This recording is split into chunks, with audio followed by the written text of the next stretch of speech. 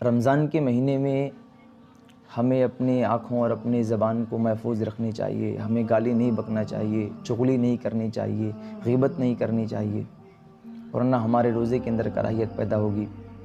بہت سارے بھائی ہیں جو روزہ رکھتے ہیں لیکن اپنے روزے کو یوں ہی صبر کر کے نہیں گزارتے، بلکہ موبائل بینی میں یا دوسری چیزوں میں مصروف ہو کر کے اپنے ٹائم کو لاس کر دیتے ہیں.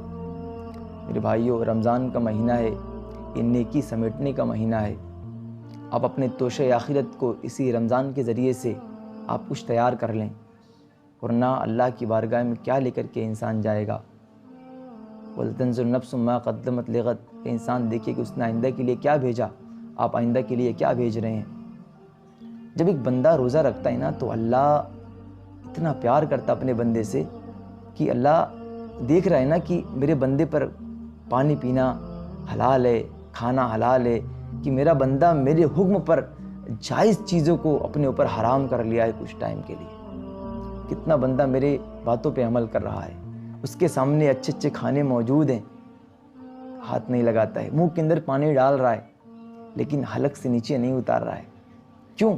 اللہ کا فرمان ہے، دنیا کی کوئی شے ایسی نہیں ہے جو اس بندے کے حلق تک کوئی چیز ڈال دے. اب جب اس نے ارادہ کر لیا روزے کا، افطار کے ٹائم بیٹھتے ہیں ہم تو حکم ہے کہ جب افطار کے ٹائم آپ بیٹھے تو 15 سے 20 منٹ پہلے بیٹھے.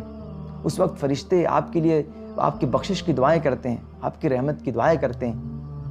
بتایا گیا کہ جب آپ افطار پر بیٹھے تو سامنے سے اس کو ہٹا دیں پلیٹ وغیرہ، اللہ کی رحمتیں نازل ہوتی ہیں. اور اللہ فرماتا ہے اپنے بندے سے، اے بندہ جو تو مانگتا ہے مانگ، میں پورا کرنے والا ہوں.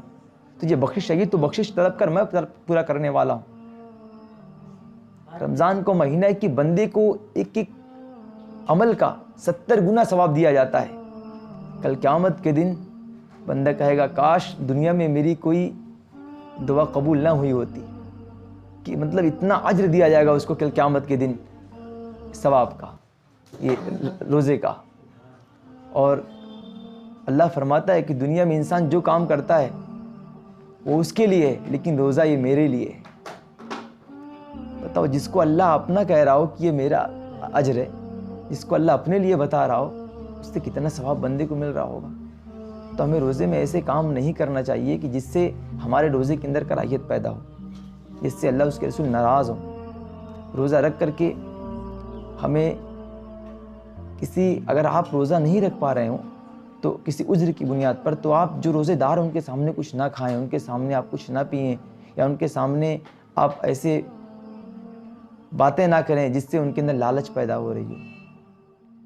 اس کی بھی احتیاط رکھنا چاہیے.